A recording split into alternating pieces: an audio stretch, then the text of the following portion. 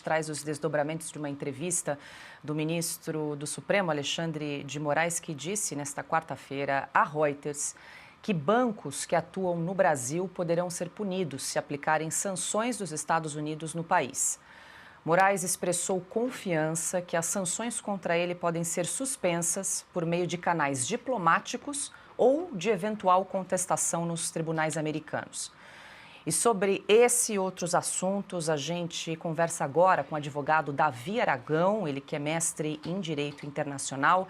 Muito boa noite, doutor Aragão, seja bem-vindo em Oeste Sem Filtro, muito boa noite. Ontem nós exibimos um trecho do seu vídeo explicando de forma muito clara e objetiva os impactos da Lei Magnitsky no sistema financeiro brasileiro. E hoje a gente quer um pouquinho mais de detalhes aí, entender os desdobramentos dessa aplicação de sanções no sistema financeiro, bancos e tudo mais. Seja bem-vindo. Olá, Paula, boa noite. Muito prazer estar aqui com vocês. Doutor Aragão, a gente tem muitas dúvidas, mas eu queria começar com uma de ordem bastante prática, antes de inclusive a gente trazer o que disse o ministro Moraes. Existe a necessidade de alguma notificação oficial para que os bancos brasileiros passem a adotar essas sanções da Magnitsky em relação a Moraes? Por exemplo, uma lista que seja enviada pelo Departamento do Tesouro americano a todos os bancos, informando da inclusão do nome do ministro, perguntando mais claramente, né, os bancos brasileiros podem, de alguma forma, alegar desconhecimento das sanções pelo fato de não terem recebido uma notificação oficial?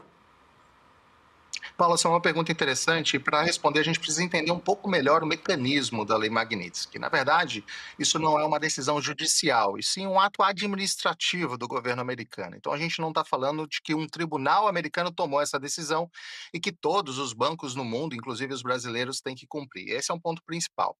A amplitude da Lei Magnitsky está dentro do território americano e para pessoas e entidades que estão debaixo da legislação americana. Então, os bancos que estão obrigados a cumprir essa sanção são exclusivamente os bancos aqui dos Estados Unidos. Então, os bancos brasileiros, em tese, não estão obrigados a cumprir as sanções da Lei Magnitsky. Esse é o primeiro ponto que a gente precisa entender e para tirar até muita narrativa dessa história. Mas qual que é a questão principal aqui? Quando o Departamento de Tesouro publica o nome de um sancionado pela Lei Magnitsky na SDN List, e o nome do ministro Alexandre de Moraes já está nessa lista, qualquer banco americano não pode mais realizar qualquer tipo de atividade com ele. E o que acontece a partir desse momento? O que acontece é que sanções são aplicadas para outras instituições extraterritoriais americanas que possuem relacionamento com instituições americanas, ou seja, bancos estrangeiros que operam dentro do sistema americano.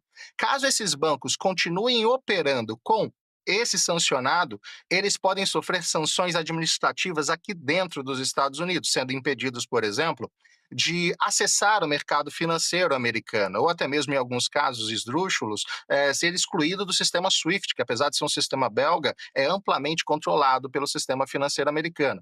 Então, o que acontece na prática é que os bancos, ainda que não sejam americanos, eles começam a evitar qualquer tipo de relacionamento com pessoas sancionadas para evitar que eles também sofram sanções aqui dentro dos Estados Unidos nas suas atividades comerciais, nas suas relações com empresas americanas.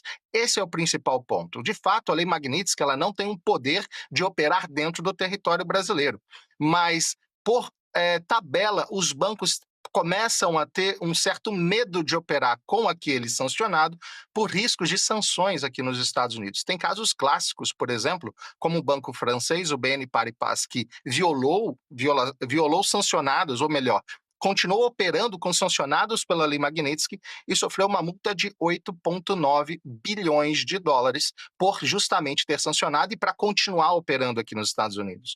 Enfim, esse medo que os bancos começam a ter faz com que eles evitem ter qualquer tipo de relação.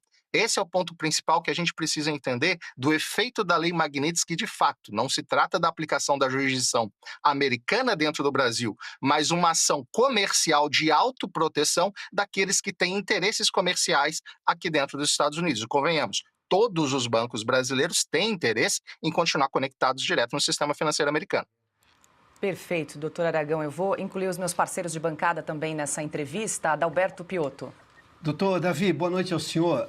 Há uma discussão hoje no sistema bancário brasileiro e eles estão numa dúvida cruel se eles poderiam manter as contas apenas com movimentações domésticas do sancionado, o ministro Alexandre de Moraes, ou seja, aqui no Brasil. Mas acho que em algum momento o senhor já respondeu. O Banco do Brasil, por exemplo, que é onde se tem informação, o ministro recebe o seu salário, tem o Banco do Brasil Américas, se não me engano, acho que é BB Américas, que é essa atuação do Banco do Brasil nos Estados Unidos. Óbvio que ele tem relações com o sistema bancário americano e ele tem que seguir a lei americana porque está aí. O que o senhor diria para esses bancos que até agora ficam discutindo a possibilidade de, talvez aqui no Brasil ele possa continuar tendo a conta bancária? Não cartão de crédito, porque as bandeiras são americanas, mas enfim, uma conta corrente normal para receber o salário e passar Pix ou fazer cheques e por aí vai. Piotr, a gente precisa analisar mais amplamente essa situação. Olha só que interessante. De fato, o Banco do Brasil tem operações aqui, como todos os outros bancos brasileiros. E o Banco do Brasil hoje opera toda a folha de pagamento do STF, inclusive o pagamento do ministro Alexandre de Moraes. Em tese, hoje ele pode continuar fazendo o pagamento. Mas o que acontece de fato? Hoje a gente não vê do próprio STF e até mesmo do arcabouço político brasileiro nenhuma característica que faça a buscar uma solução diplomática para isso. Muito pelo contrário. A gente vê o ministro Flávio Dino decidindo numa ação que não tinha absolutamente nada a ver com a Lei Magnitsky, mas mandando um recado político claro de que não iria o STF, através de uma sentença que abarca todo o sistema jurídico brasileiro, não vai ter nenhum tipo de sanção para qualquer ministro sancionado, ou seja, os bancos estão proibidos de fazer isso, e hoje, obviamente, com a entrevista do próprio ministro Alexandre de Moraes, afirmando que ele mesmo vai obrigar que os bancos não façam qualquer tipo de sanção contra ele. O que acontece nessa escalada retórica contra a sanção Magnitsky? O governo americano ele tem, a partir de agora, o poder de começar a sancionar aqueles que ele entende que estão facilitando a vida daquele sancionado, ou que estão impedindo que as sanções tenham um efeito prático, porque a intenção da Lei Magnitsky é impedir que, de fato, aquelas violações que estavam acontecendo continuem e que aquele agente sancionado ele perca o poder de continuar infringindo aquele tipo de situação. Vamos entender de forma clara. A Lei Magnitsky ela praticamente se aplica em dois casos específicos: ou violação a direitos humanos, ou então corrupção generalizada. Um desses dois motivos são essenciais para que a Lei Magnitsky seja aplicada. E a intenção dela é para que aquele agente perca o poder, perca as condições de continuar infringindo justamente aquela violação que ele estava cometendo até aquele momento. Então, a partir do momento que o sistema brasileiro, seja jurídico, seja político, começa a tentar blindar o ministro Alexandre de Moraes e possivelmente até outros que possam vir ser sancionados futuramente, justamente dessas sanções, o governo americano pode começar a escalar essas sanções. Então, imaginemos que o governo brasileiro decida que apenas o Banco do Brasil, uma vez que é ele que faz o pagamento da folha de pagamento do STF, continue operando com o ministro Alexandre de Moraes. O Banco do Brasil ele pode ser sancionado individualmente, ao invés de sancionar todo o sistema financeiro brasileiro, sancionar apenas o Banco do Brasil, excluindo ele do sistema financeiro americano, inclusive impedindo a operação do BB Américas, que é a subsidiária do Banco do Brasil aqui nos Estados Unidos, e isso afeta diretamente as operações do Banco do Brasil. A gente precisa lembrar que é um dos principais players do mercado em agronegócio, e agronegócio no Brasil significa comércio internacional, que é muito dependente de sistemas como o SWIFT e passar pelo sistema financeiro americano. Metade do agronegócio brasileiro hoje, que é financiado ou opera através do Banco do Brasil, fica impossibilitado de acessar justamente esse mercado internacional, ou seja, a tentativa de blindagem de um ministro com uma ordem para um banco que é semipúblico, né? Banco do Brasil também tem ali participação privada, é uma economia mista, mas uma ordem para tentar obrigar um banco a proteger o ministro pode criar um efeito cascata na economia brasileira gigantesca, porque a utilização da sanção apenas em um dos agentes serve como exemplo para que outros não façam a mesma coisa. E esse é o detalhe mais importante. Os Estados Unidos não precisam sancionar todos os bancos brasileiros. Sancionar apenas um já é uma sinalização suficiente para que todos os outros não queiram mais ter relacionamento com aquela pessoa sancionada. Doutor Aragão, só para não perder aqui o fio da meada, o senhor explicou que primeiro eles atacam a pessoa sancionada e depois as pessoas que tentam proteger. E uma discussão era se haveria possibilidade de estender os efeitos da Magnitsky para a mulher do ministro Alexandre de Moraes. Como é que você avalia esta possibilidade, doutor Aragão? Essa é uma possibilidade real, sim, Paula. E, na verdade, a gente já viu isso acontecer em outros casos de sanções aplicadas pelos Estados Unidos. Um caso clássico disso foi a Carrie Lam, uma das presidentes do estado de Hong Kong, que também foi sancionada pelos Estados Unidos, e o filho dela, que estudava em Harvard, 4 dias depois da sanção, teve o visto negado e Harvard cancelou a matrícula dele. O esposo dela, que trabalhava no Reino Unido e tinha uma posição importante numa empresa do Reino Unido, também teve o visto dele cancelado e automaticamente teve que voltar para Hong Kong. Ou seja, de fato, o objetivo principal dessa sanção, como eu falei, é sufocar aquele agente num ponto em que ele não possa mais continuar cometendo aquelas violações na interpretação do governo dos Estados Unidos. Então, se para isso for necessário ampliar as sanções para os seus familiares e círculos próximos, isso pode acontecer. E não se limita só a familiares, tá? A gente precisa entender de outros casos que já aconteceram, isso se estende para escritórios de advocacia que eventualmente estavam blindando ou facilitando a operação, até mesmo para empresas próximas de fachada ou de amigos que facilitavam de alguma forma que aquele sancionado continuasse tendo acesso a recursos financeiros ou continuasse promovendo aquela ação que estava sendo criticada pelos Estados Unidos. Então, sim, é muito possível que essa sanção se estenda para familiares diretos de Alexandre de Moraes, se o governo americano entender que eles estão facilitando a subversão da sanção, ou seja, através da esposa ele está escapando da sanção proposta pela Magnitsky. Nós estamos conversando com o advogado Davi Aragão. Quem pergunta agora é Ana Paula Henkel. Boa noite, doutor Aragão. Obrigada pela entrevista e o vídeo do senhor ontem realmente foi um sucesso e foi muito bom poder mostrar esse vídeo porque o tipo de material que o senhor colocou no vídeo nós encontramos aqui nos Estados Unidos, né? Mas em inglês, então foi muito bom mostrar para o povo brasileiro a magnitude da Magnitsky. E eu gostaria que o senhor mencionasse um ponto muito interessante e importantíssimo no vídeo de ontem, que é quando tudo isso passa, né? Há um cronograma para aplicação das sanções, vai o primeiro dia, 5 dias, mas eu acho importante salientar que quando entra, digamos assim, no piloto automático, né? As sanções entram no piloto automático, ninguém precisa mais voltar ao Departamento de Tesouro ou ao Departamento de Estado. Gostaria que o senhor explicasse mais sobre isso, porque parece que algumas pessoas no Brasil ainda não entenderam a magnitude dessas sanções. É exatamente isso. Eu acho que, inclusive, a declaração da Secretaria de Tesouro aqui dos Estados Unidos, que inclusive foi traduzida pela Embaixada Brasileira essa semana, falando que a declaração, ou chamando o ministro Flávio Dino de tóxico, ela é importante essa palavra, porque, de fato, o que a Lei Magnitsky faz com que aquela pessoa se torne, de fato, tóxica. E tudo que toca ela, tudo que envolve ela, começa também a se intoxicar. E é justamente esse o objetivo da Lei Magnitsky. Por que isso? Quando a gente fala de dia 1, dia 2, é uma exemplificação, né, do que vai acontecer, dessa escalada de sanções.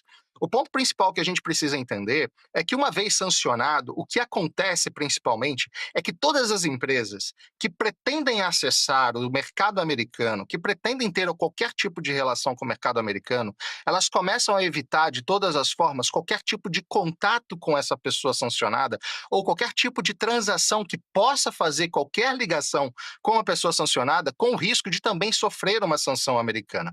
A gente está falando de um país que só em termos de importação de produtos, bens e serviços no ano passado foi mais de 4 trilhões de dólares. Para você ter ideia do volume que isso significa, somente 3 países no mundo têm um PIB maior do que 4 trilhões de dólares: China, Japão e Alemanha.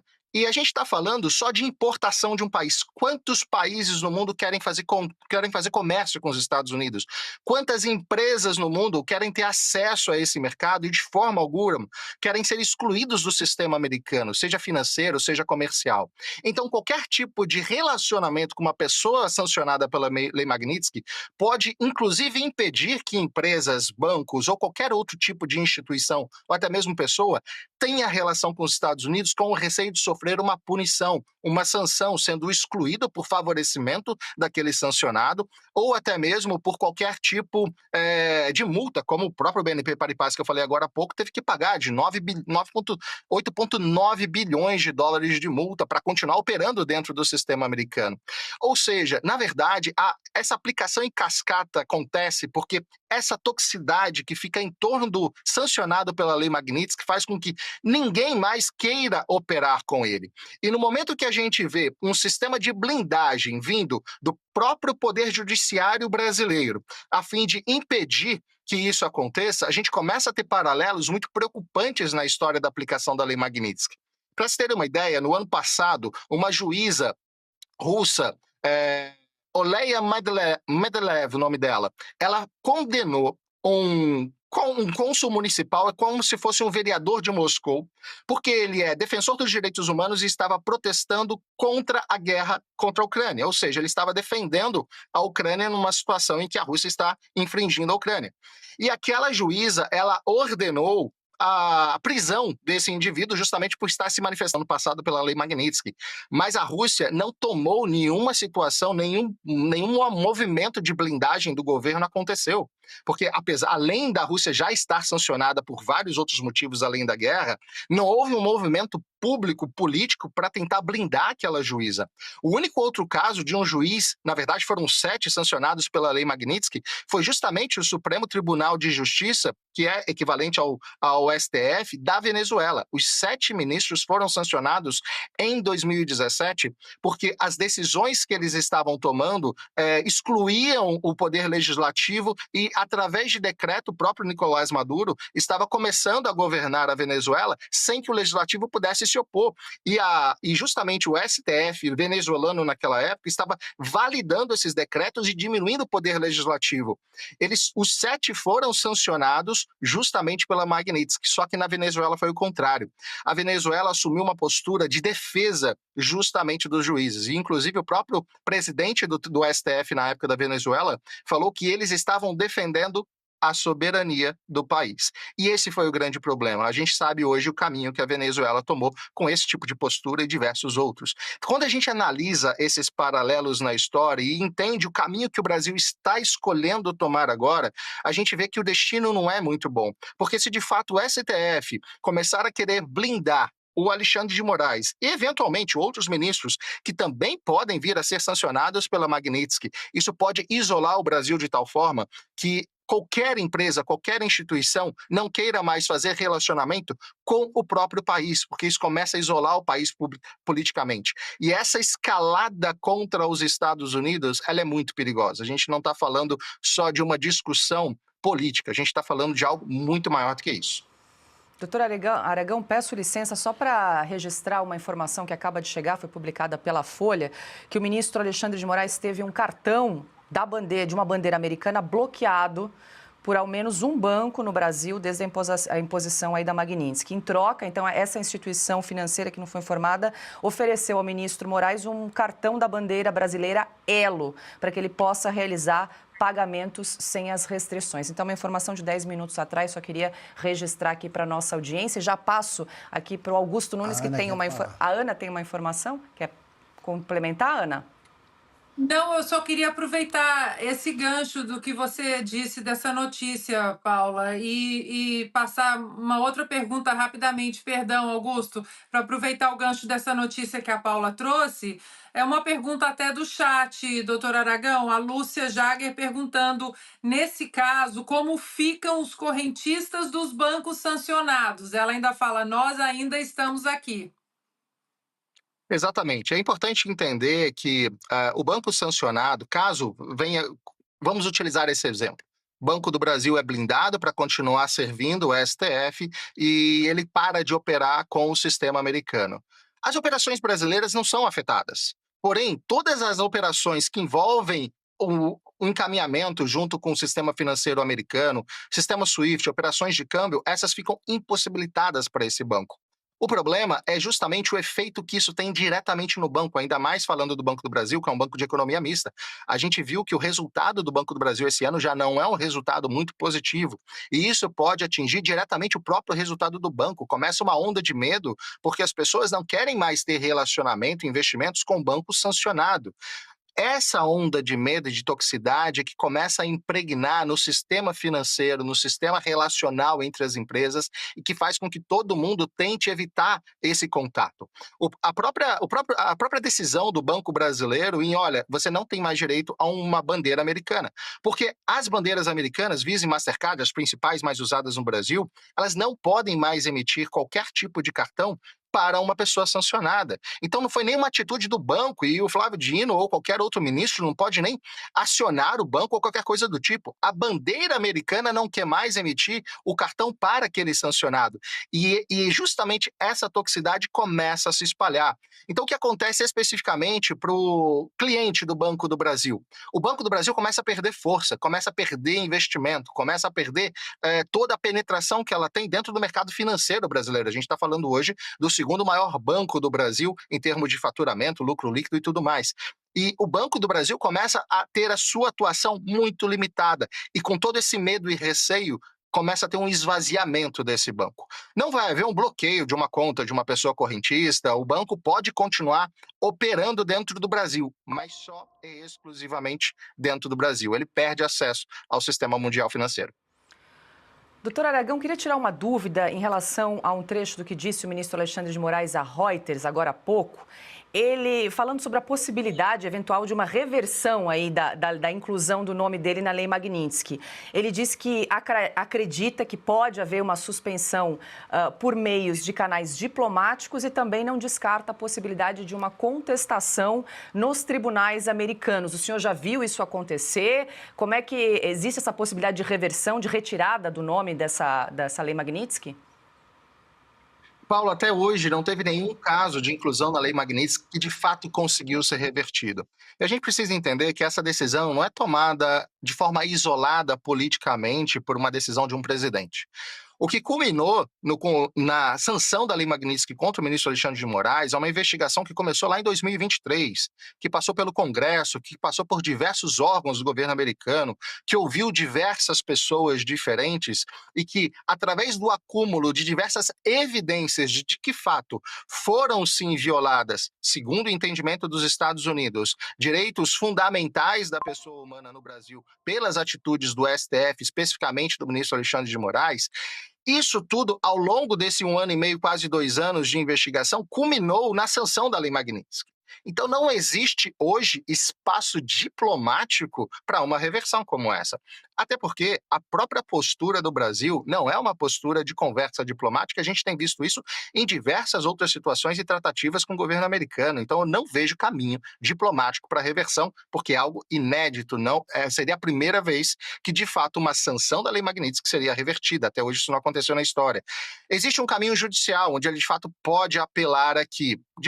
Mais uma vez, é um caminho quase que inócuo, tem pouquíssima possibilidade de reversão. Mas sim, ele pode se defender, é um processo que de fato ele pode apresentar as defesas dele, mas dificilmente será revertido. Esse peso dessa sanção provavelmente o ministro vai ter que carregar para o resto da vida.